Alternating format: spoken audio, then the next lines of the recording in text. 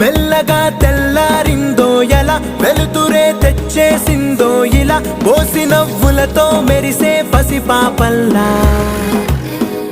చేదతో బావులలో గలగల, చెరువులో బాతుల ఈతల కళ, చేదుగా ఉన్న వేపను నమిలే వేళ.